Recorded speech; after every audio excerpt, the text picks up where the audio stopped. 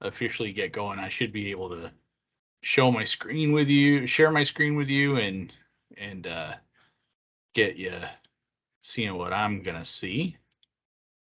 So let's go ahead and share the screen.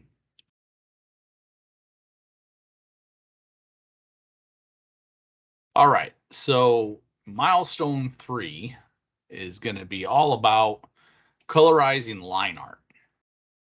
So I've got some things up and running for you here that you should already be able to access all of your assignments and see my 2-part lecture. And today I'm going to just keep working on a file. I'm already going to queue it up right now while we're talking. And I'm going to just kind of continue working on the project in real time as I'm recording it. You guys can ask me any questions that you have, things like that. And while I'm doing that, I just want to share a couple of things, just a general announcement, really. And that general announcement is everybody needs to read and watch everything. Okay, so one of the things we have happening inside of the class, I'm noticing, is that students are contacting me and they're saying, I don't know how to get the course, the textbook, and things like that. And, these things happen, but I'm leaving you guys instructions to find those. So last week I talked about it in the office hours, and I showed you that if you go over here to the learning path, actually go to the course itself, go to your course. Okay, this is our course right here. You select the course. And down here at the bottom of the course, you'll see these course resources. And if you need to access the textbook and you need to download the files for the textbook, you're going to click O'Reilly User Guide Brightspace. I'm sorry, that is not the right one. Yeah, it is the right one. I'm sorry. You're going to go to O'Reilly User Guide Brightspace, and then you're going to see how to access your digital textbook. And it's going to walk you through all the stages that you need to do to sign in and access the files that you need. And I did a recording in our live office session last week, which covers that. So all you have to do to see that recording is to go to milestone 2. And under milestone 2, you will see week 3 office hours. You'll click that link, and there's a recorded link to a YouTube video, or a link to a YouTube video recording that will explain everything that you need to know to do that. Okay, so moving back to milestone 3, before we get into any of the technical stuff, I'm going to show you a method. And you've already been, if you've seen the lecture videos already, you've already been introduced to the method. Okay, and I've already shown you how to set up the document. And so today in the office hours, I'm just going to open up the document and walk through it, talk with you guys while I'm working. If you have a question about anything I'm doing, you can stop me, but there's going to be a lot of repetitive work. Okay, it's just going to be over and over and over again doing the same process. Now I'm showing you my process of digital colorization, and there are some things that are a little bit different in this because Adobe Photoshop recently took out their 3D tools. And in order to make some of these lighting effects really pop, well, these effects really pop, you would use a lighting effect that isn't available inside of Photoshop anymore. So I'm showing you some workarounds to not using that lighting effect in those videos, and I'm going to keep working on it today. So what I'm getting at is that you have to do this my way. Some students are going to come in here with prior knowledge of Photoshop because this is an advanced image manipulation course. So they're going to come in here knowing Photoshop already. And some students will be very good at digital colorization. However, I am showing you a specific technique. So regardless of how you do your digital colorization, if you do it differently from the way I show you, you will not pass the assignment. Okay? Because if this was a thing or color it whatever way you want to, as long as it looks good, that would be what we were doing, but that's not what we're doing, right? We're doing this a way that I'm showing you so you can understand a specific technique to do it. So don't try to go around it. Don't turn in files that are flattened that, try to hide the work from okay, so flattened files, if you turn in a PSD that doesn't show me all the layers with the work, I'm going to give it a 0. Okay, no matter how good it looks. So don't do that because I need to evaluate the work properly. So again, do what I'm doing, do a thorough job, and you should be fine. And there's really no guesswork left to it because everything that I am doing, and walking you through is, step by step for this assignment. So there's not a whole lot, that's really left up for you to kind of figure out. It's all laid out in black and white. So I have an updated version of this. I've been working on it the last couple of semesters in my office hours, and kind of leading through things. So I'm going to share my Photoshop file that I already have open with you, and you're going to be able to see what I'm seeing. So let me jump over here, and I am going to stop sharing momentarily. And now I'm going to share my entire screen. Okay.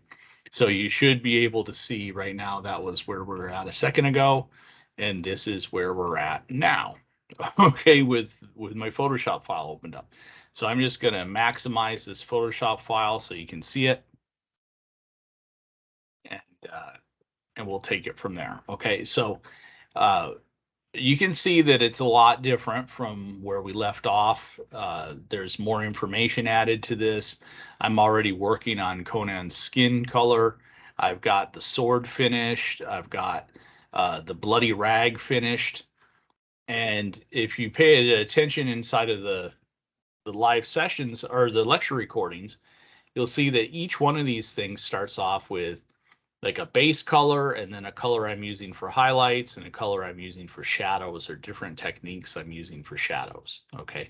And I'm setting all of these things up in different layers so I can separate them and group them. So these are all in different layer groups.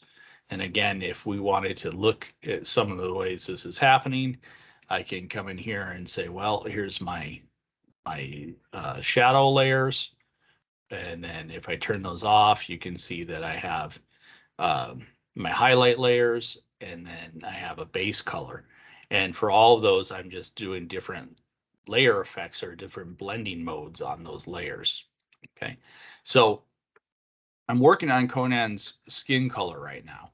And this one is actually coming out pretty straightforward. I am going to apply some different colors on the layers and so on.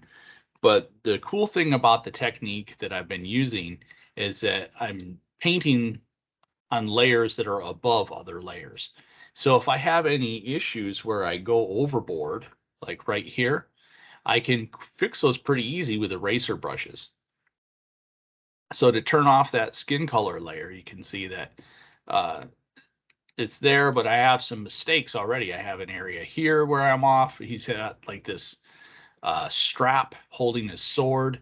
And so that is, I painted over it a little bit. I got a little bit rough.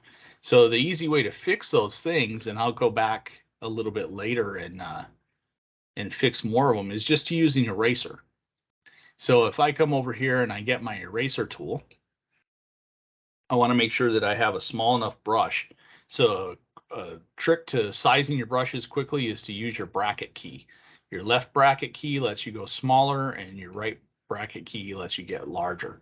And so I'm going to come in here and fix up some of these spots that I can see right away where he's got these pieces of information that are just kind of missing, and there's nothing really there, but I've oversprayed it with some of the skin tone. He shouldn't have skin tone on a strap for his sword, right? That's going to be a different color.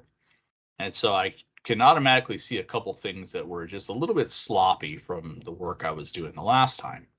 So I'm going to clean up some of those edges. And it's pretty good. I mean, I need to touch up the hands a little bit. to finish colorizing him. So I'm going to do that now. So I'm going to get my my eyedropper tool, which is right here, and I'm going to select the color that I had, right? And so that puts the color inside of the foreground, the color chip right here, and that's going to be the color I'm going to use when I start to paint. So I'm going to move over and get a brush tool, which is basically a paintbrush, okay? And I'm going to use my bracket keys again a little bit because I want to size this down to get it really small. And I'm going to come in here and start kind of tracing out from the edges a little bit in between these pieces of hair. And so this type of work is going to take you hours on end to get it working correctly, to get it looking correctly.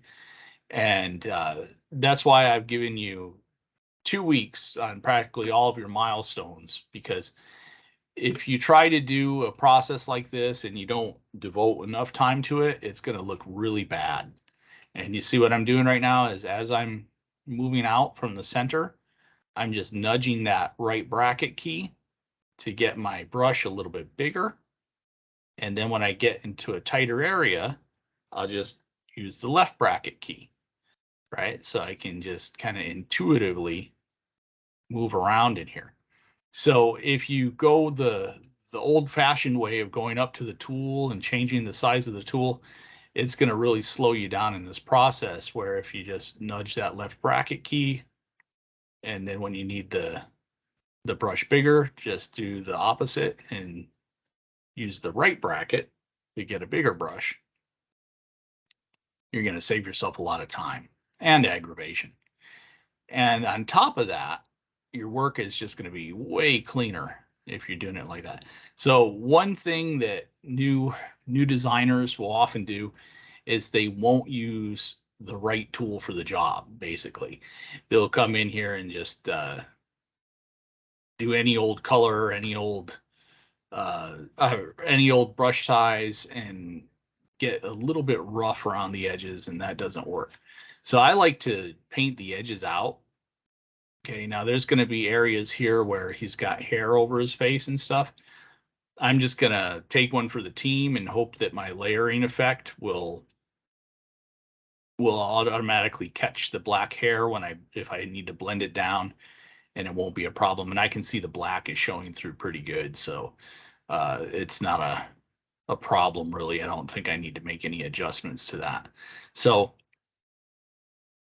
I'm just going to cruise in here and go around his eye again.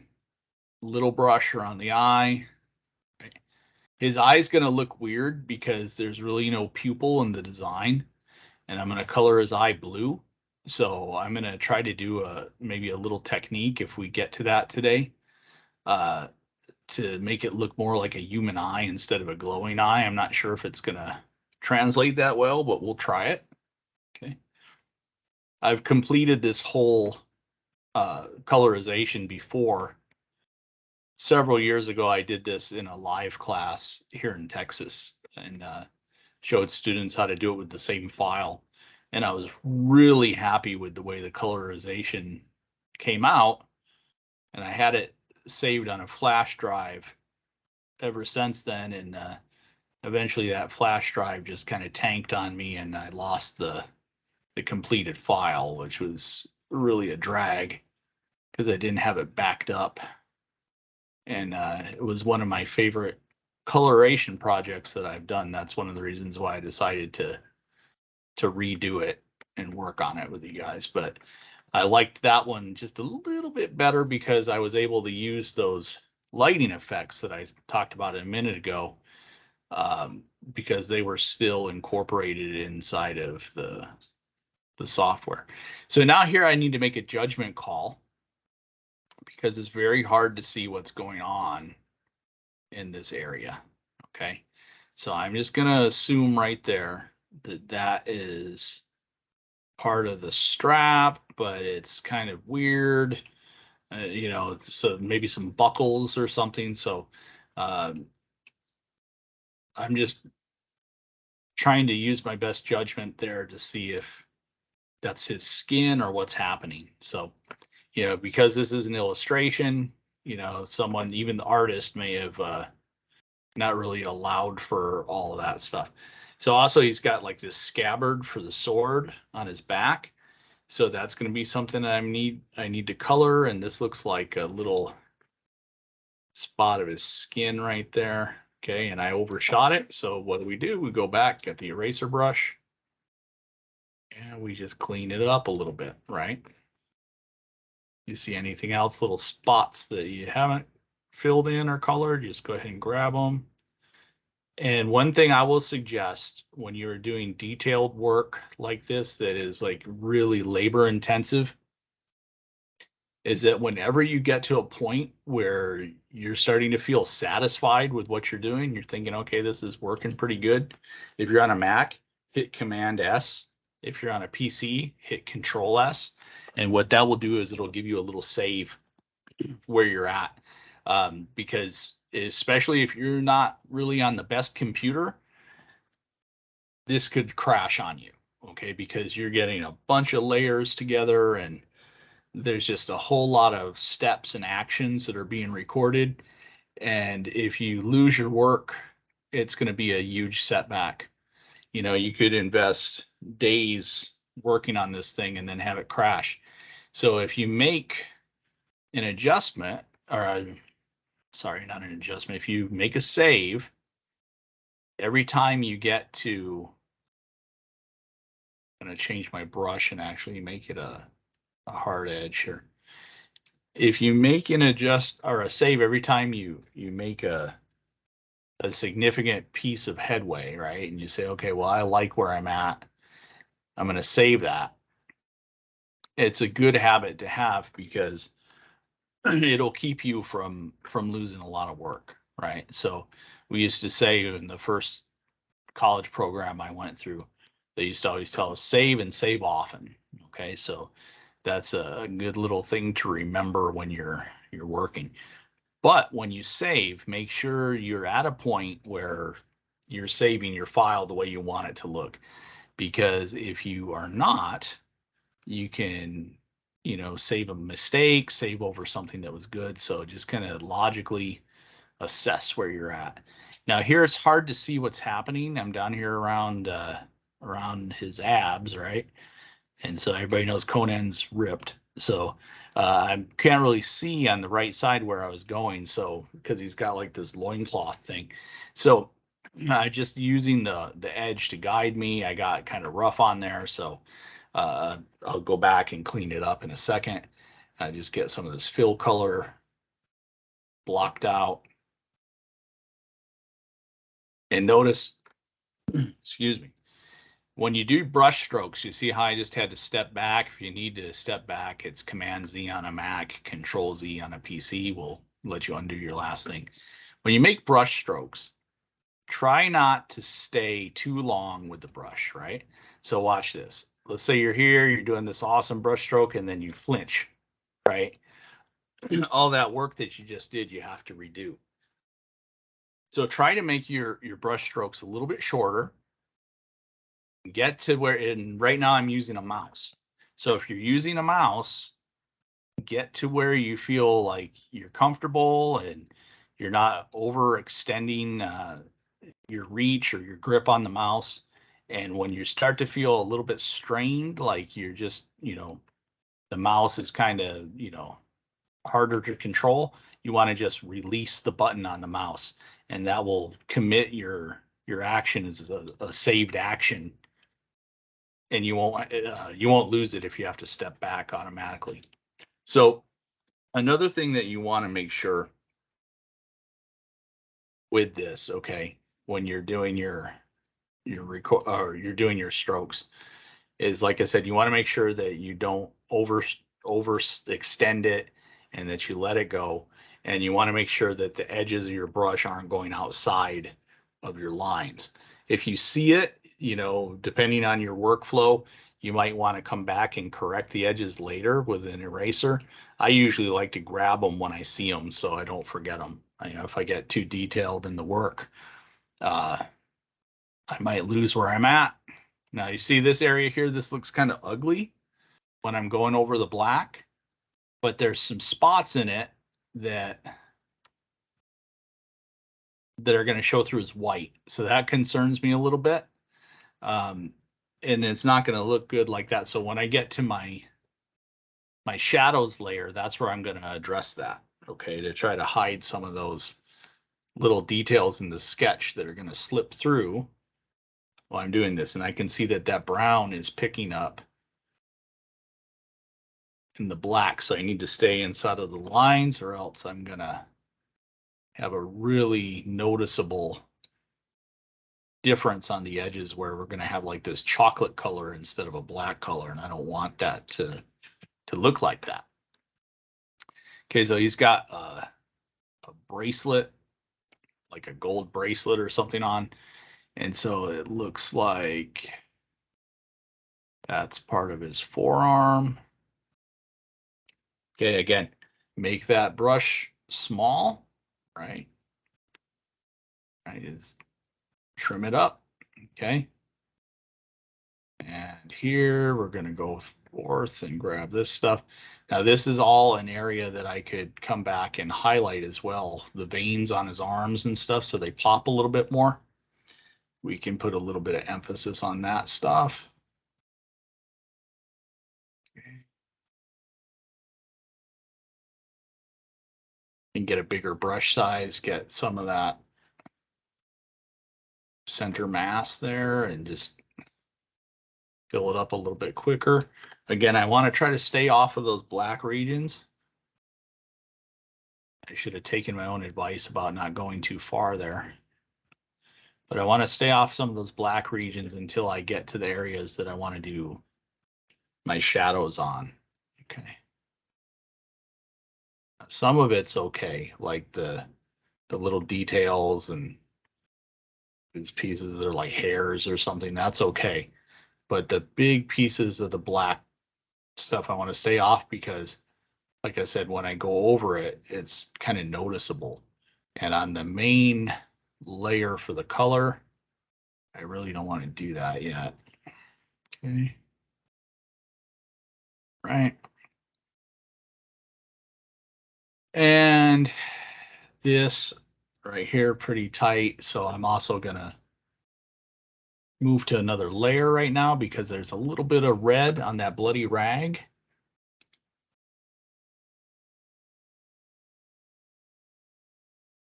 It's overspraying.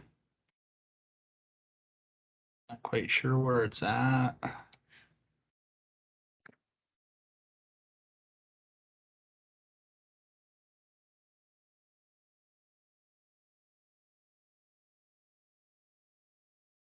Back up to the skin. All right.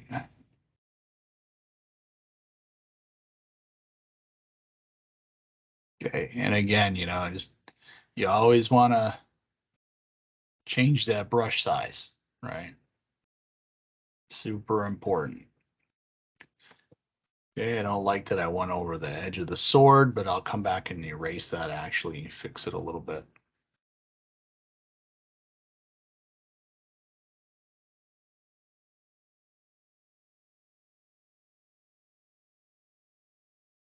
Okay, just getting those little details. Okay, there. Okay, so if I do a Command 0, that will move me out and show me an overall view of what I've got done so far. I like that so far, so I'm going to do a Command S. Okay, so if, another lightning storm rolls in like I was dealing with last week, or, uh, something else jumps off, I'm saved, right? And I won't lose that. So I'm almost done with his skin color with the base layer. I just got to get his fingers and I need to do his leg. And then we can do a couple other things. I'm going to do some, of course, a shadow layer and then a highlight layer and so on for his skin. I'm going to do everything, make sure that all the fingertips all look the same. Okay.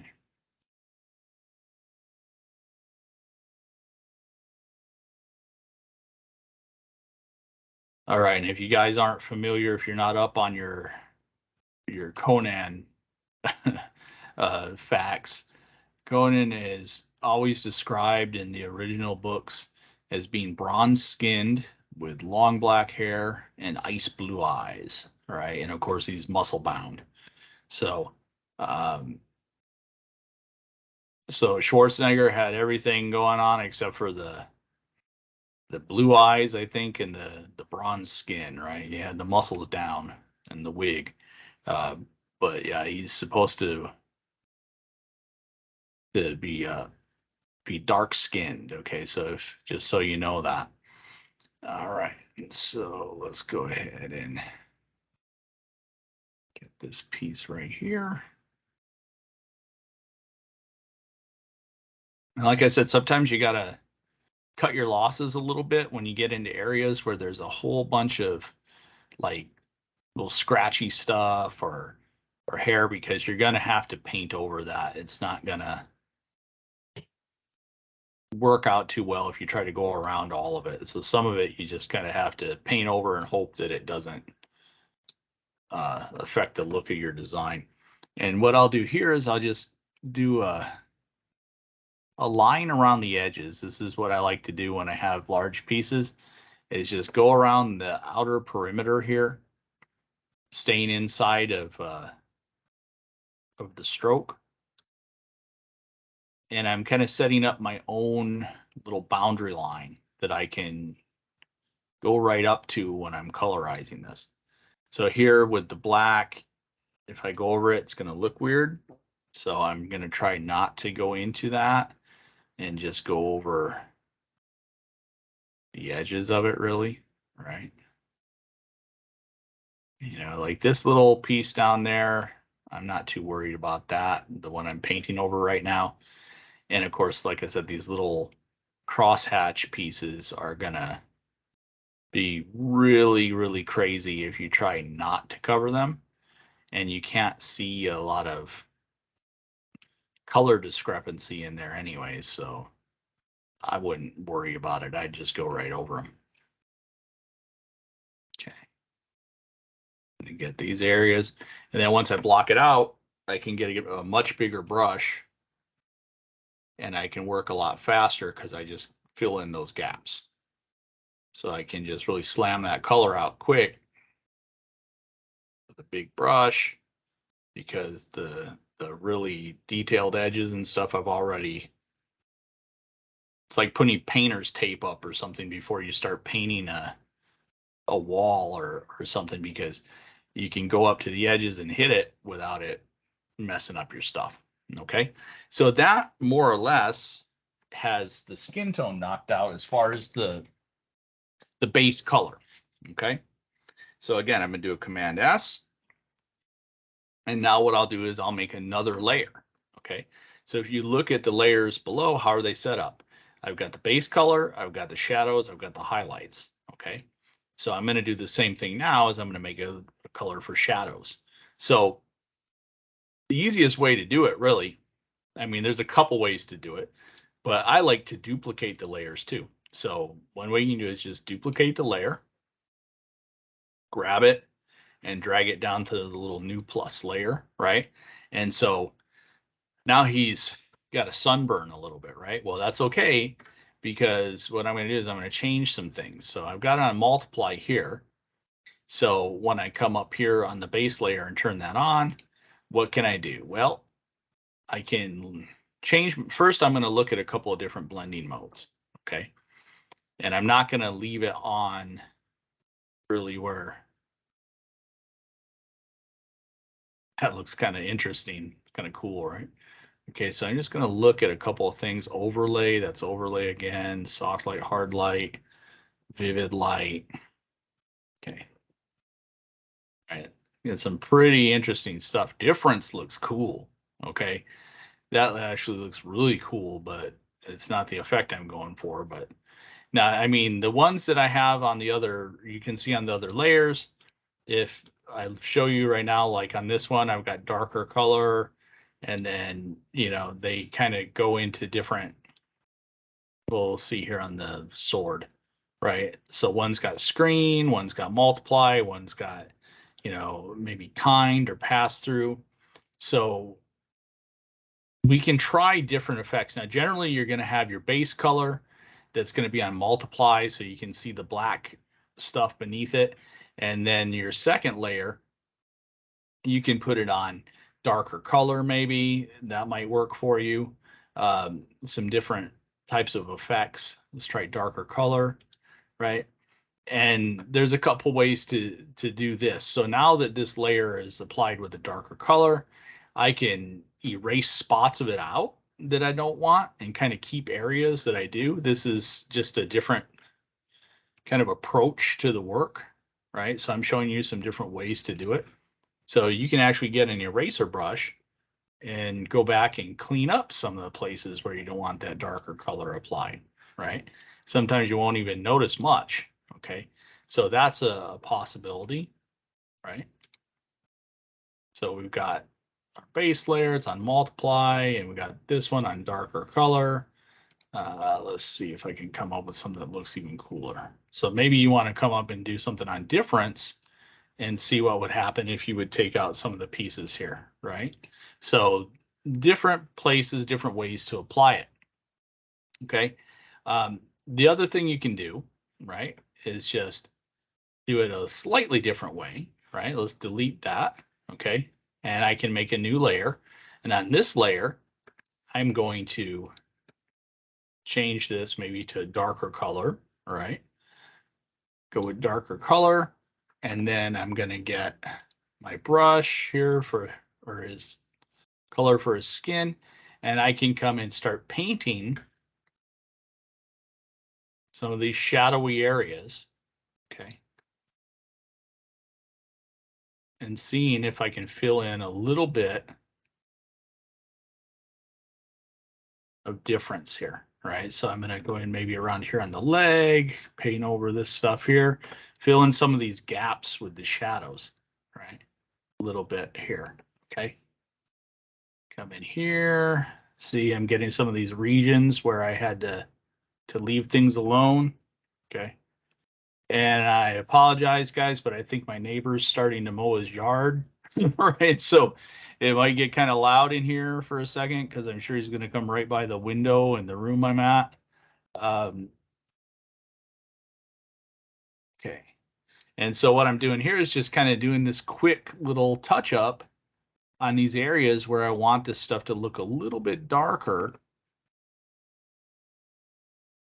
Seeing if I can pick up some information. Let's move in here a little bit, right?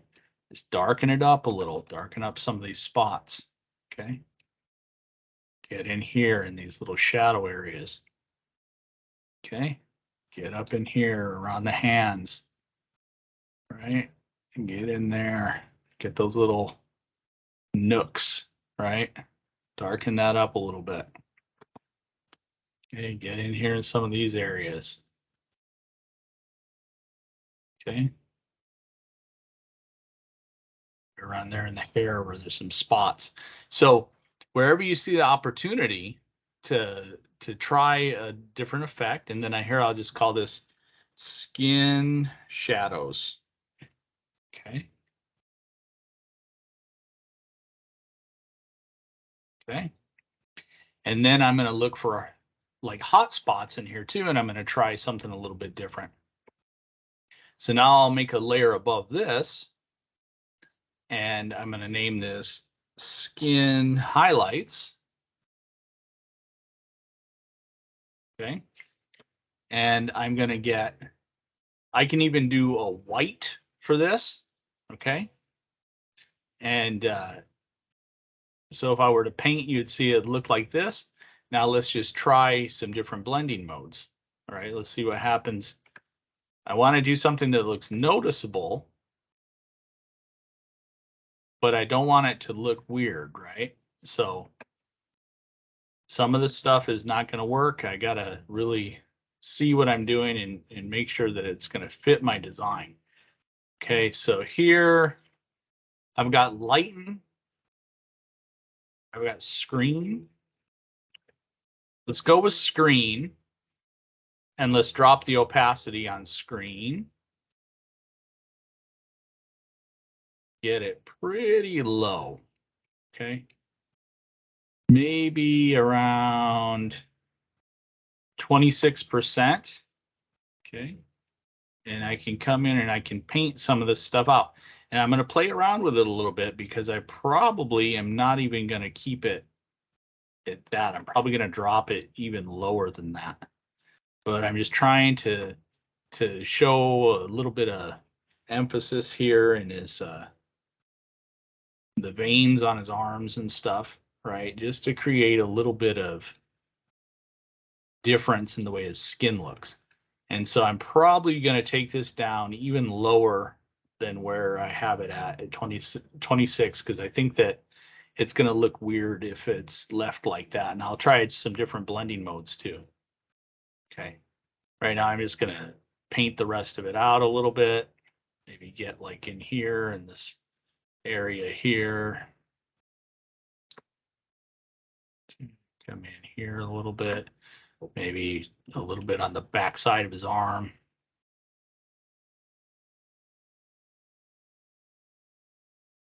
Anywhere I think light would be reflecting off of him too, I can also do that. So right here, that's kind of a good spot. You know, we got to think of where the light source would be in here. So if the light source is looking down on him at a 45-degree angle, then we would want to lighten some of this stuff up around the backs of his arms and some different areas like that, like the light's coming down like that on him, right? You can even get a little bit more aggressive with that if you want. So let's play around now with some different stuff here with that, because I'm not really like feeling it where it's at. Okay. So let's take it back to normal and let's put it up at 100%. And we'll slowly walk through the different blending modes. Okay. Darken's not going to show me anything. Neither is multiply, color burn, linear burn. See, some of this stuff won't show me anything at all. Lighten is going to show me a difference. Screen. Okay. All right. So I kind of like the way overlay looks. It's a little bit yellow, but I'm going to play around with, I might play around with that a little bit. That's soft light, which is also good. Of course, vivid light's too much. Okay, difference, weird, fine, saturation. Okay, so let's go up to soft light maybe. Well, what was overlay a yellow? I don't think the yellow is going to work, but let's just play with it for a minute. Okay, so let's take the yellow and then let's drop some opacity on it and see what it looks like. Not really, doesn't look too bad like that. Okay.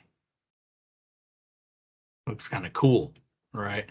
So putting in an overlay at 25% actually gave me kind of a cool little effect. And it lightened some things up that I think needed to get lightened up. All right. So now at this point, I'm going to just go back and clean it up a little bit. Okay. So over here on the shadows, I'm going to fix that right there.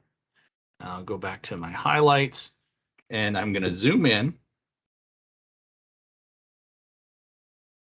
And now that I'm zoomed in, I'm just going to clean up some of these rough patches where I got a little too aggressive when I was painting or just went a little bit too fast. So I'm going to shrink down my brush. Okay, and I'm going to clean up some of these spots here where it just looks a little bit weird, where it goes outside of the stroke. Okay.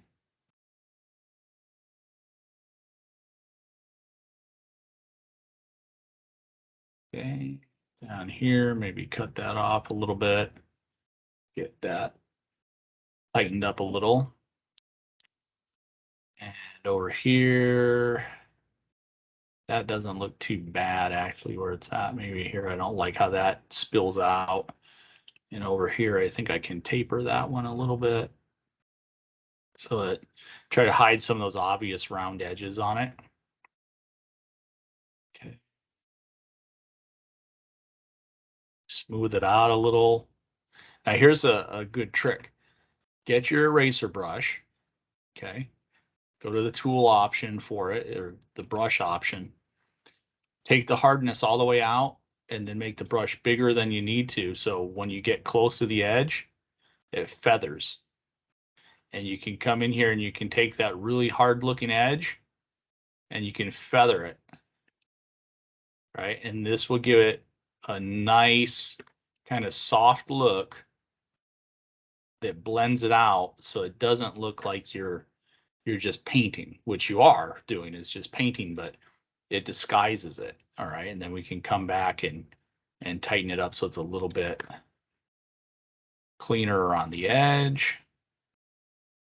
Over here, let's do the same thing.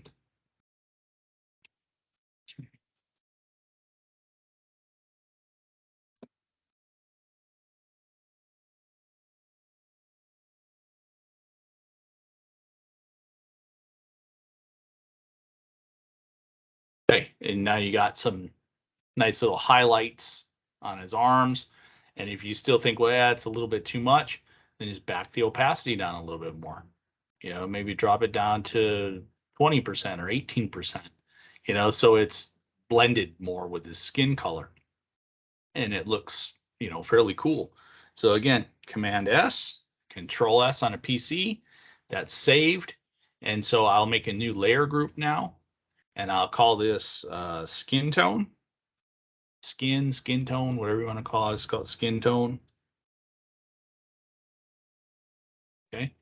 And then I'm going to shift and click on all those layers and drag them up into that layer group, collapse the layer group, right click on it, maybe give it a color. If I think it needs a color, let's just give it a yellow color, I guess. And bam, saved. All right.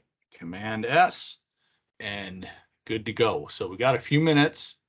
If you guys got any questions, just chime in while I'm at it, because I get lost in this stuff and it's really easy to kind of forget where I'm at.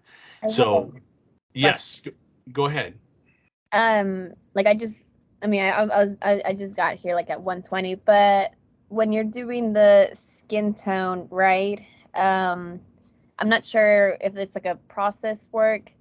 Say for instance, like on the skin tone, you go over like across the line.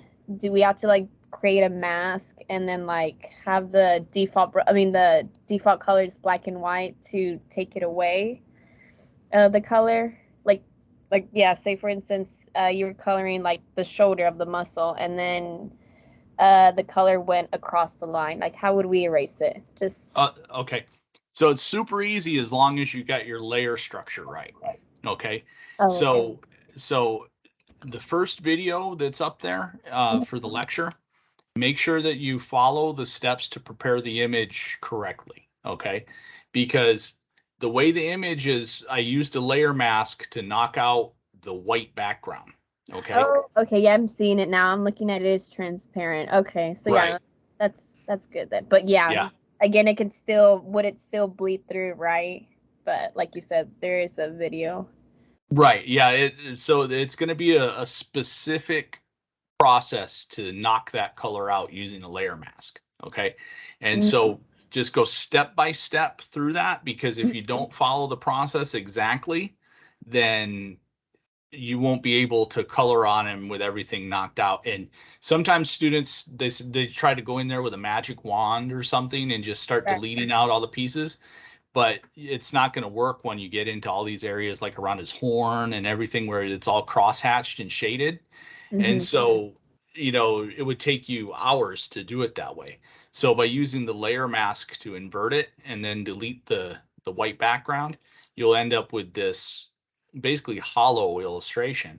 And so when you're painting, like let's do his helmet. Okay, so you're going to start off, and I'll make a helmet base color layer, right? So you see how I'm on an empty layer. Okay, yeah, that is right. Yeah, so whatever I color over here, you're just seeing it fall through because I'm coloring, if I color on a normal layer mode, right, on normal, and let's just grab a paintbrush here. And what And about the brushes? I see that, I mean, we're still using like a hard round brush, right? We're not going to be switching like a soft round brush. you can switch brushes if you need Oh. to. The brush you use won't affect the colorization process, aside from just giving you, like, a different texture, or a different, not really a texture, but a stroke, an application to the brush stroke. So that's fine. But you see how when I color over them now on my normal layer Oh yeah, and it's mode, normal right? blend. Yeah, Uh-huh. right. But if I drop it down to overlay, I see all the Oh. color through it. And so that's how we apply our base color, is we just do that. And then if I go, oh, I messed up. Mhm. Well, and you can't do a Command Z, just erase it. That's all you got to do, because you're on an empty layer, and the only thing in the layer is the color you're putting. So Right. yeah, so it works really well for, as far as being tolerant for errors, to color like that. So that's what I would suggest you do. And like right now, I'm not going to do his horn golden, but I'm going to try to give him like a golden helmet. So with the last few minutes we have, Command plus will let you zoom in, Command minus, and it's whenever you're on a PC, you just replace Command with the Control key, and it pretty much works all the same. So here again, I'm going to kind of block out. I would imagine that this is like a bevel that's kind of raised to hold that horn. So Mm-hmm. I'm going to go over there and kind of block that out. And left brackets give you a small brush. So, just kind of paint around the edge of on the inside of the stroke as close as you can get it. And if you're using like a digital pen tablet, this process is a lot easier to control. Well, that's a good idea. Yeah, yeah, I it's have way a easier. Yeah, I have an iPad where I can, I guess, like mirror it and then, just like, because I know with our mouse, I do have a Mac, but I use a wireless mouse. But yeah, sometimes we can't get rounded corners and stuff. Yeah, I'm on a wireless mouse right now. I just set up my brand new iMac the other day, but um, I have a little tiny desk. And so when I start to get towards the edge of a long stroke or something, Mhm. it goes crazy. Yeah, And to like yeah, pick up your whole mouse and another question because I'm looking at the chat. Where can we find the file? And I'm looking at the portal right now because okay. are we using this file. Now you're going to do your own. Okay, Okay. so you can, yeah, you can do any comic type illustration that you want. All right. So if you want to do this picture, you can, it's on Google. You can just get out there and find it on the internet, right? On Mhm. Google, I sound like an old man. But yeah, you can just Google it and grab it. But I encourage you to do your own. Pick a character that you think is cool. I've never, well, I don't want to say never. When I was a kid, I used to like superheroes and stuff, but I'm not really into superheroes or anything, but I am a big fan of Conan the Barbarian. And so I I really like him into it. So so yeah, so that's what I want to do. But it doesn't even have to be a comic book, really. I mean, it can just be a piece of black and white line art. But I would like you to do something that requires some complex colors, because I've had a couple of students in the past that have tried to rush through this, and they've done like a picture of a flower, and it has like two colors in it, and it's something that can be done in 20 minutes. Yeah. And and I'd really like to see everybody challenge themselves and try to push this one to get some complex color. And when you get something with metals and skin tones and things like that, you can Detail. get some, yeah, you can get some really, really good effects. And it's actually a lot of fun. Um, it tunes you out, it takes you to another place when you're just kind of getting into all these little details. But um, when you do it right, you can end up with something really nice and complex. And these pieces look really good in a portfolio too. Um, one thing I tell students all the time is that, you probably have an idea of what you want to do when you're in school, but it doesn't mean it's going to be what you end up doing after you graduate. Um, when I got my first degree, I was really into like video editing, like really into it. I had like a little part-time job as a video editor and like a videographer, and I was all about it. Uh-huh. And I interviewed for several jobs, and two of them had to do with digital video. And I got passed over on one because I had at the time I had long hair and a beard, and it was for a law office doing like the depositions, and I just Okay. don't think that was a good match. I probably should have cut my hair. And Uh, and then the other one I was a runner up on, and it was at a school like for their uh their school television station, right. and they ended up calling me back later, but I had already accepted a job as a newspaper artist.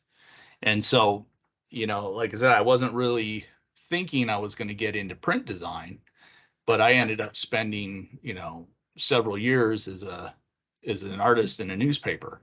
So you just end up where you end up sometimes, and I would say have a variety of things that you can show in a portfolio. And digital colorization, if you're interested in doing production work and stuff, it's a really good thing to have, so you can show somebody like, hey, this is something, that I can colorize. So there's the base layer for the helmet, and I would still need to go in and do the shadows and highlights and all that. But we're out of time for our office hours, and I have another session that I got to jump over to. So do you guys have any questions? I'm going to stop my screen share right now. Um, Uh, we just only have to go just like on Google, just look up like line art, right? But right. Just that's how look it up works. line art. That's the best way to do it. Line art, comic book line art, and you're going to see a ton of things, and if there's something in particular you want to look up, a character or whatever, that's fine. Don't worry so much about copyrights and stuff, because as long as you don't publish this, you're okay, because we're doing it for academic purposes, and you're only showing it to me. I'm not putting it out online or showing anybody else. It's just for a school project. So if you plan to um, like put it out on a website or something, then you want to make sure it's not anything that has a copyright on it. Okay. Um, yeah, but yeah, I'm gonna think about that again, as in like use something, for my portfolio. So, uh, like you said, probably I'll do like a comic, like a famous one, and use it for on my portfolio. Yeah, absolutely.